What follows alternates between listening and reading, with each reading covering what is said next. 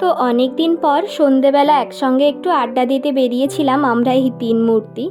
সেরম কিছুই না, সাইকেল নিয়ে এদিক ওদিকে একটু ঘুরে বেড়াবো আর একটু খাওয়া দাওয়া করব বলে প্রথমেই চলে গিয়েছিলাম চায়ের দোকানে। সৃজিতা চা খায় না, আমি আর সম্প্রীতি চাটা খাবো।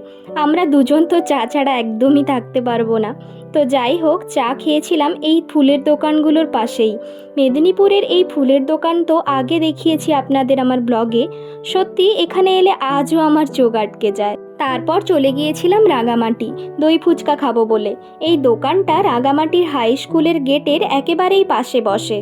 আশা করি মেদিনীপুরের প্রায় সকলেই জানেন এই দোকানটায় দই ফুচকা কতটা ভালো বানায়। এই যে আমাদের দই ফুচকা রেডি। এক প্লেটে 8 পিস করে থাকে, দাম মাত্র 20 টাকা নেয়। বেশ ভালো খেতে হয় এটা। তো ফুচকা খাওয়ার পর খেয়ে নিয়েছিলাম একটা করে আইসক্রিম। তারপর চলে গিয়েছিলাম দাদা বৌদি বিরিয়ানিতে। বিরিয়ানিটা সম্প্রীতি একাই নিয়েছিল। আসলে আমরা বাড়ি ফিরে চিকেন খাবো বলে আর আমরা বিরিয়ানিটা নেইনি। তো যাই হোক, এইভাবে একটা সুন্দর সন্ধে কাটিয়েছিলাম। এবার বাড়ি ফেরার পালা। ব্লগটা কেমন লাগলো কমেন্টে জানাবেন।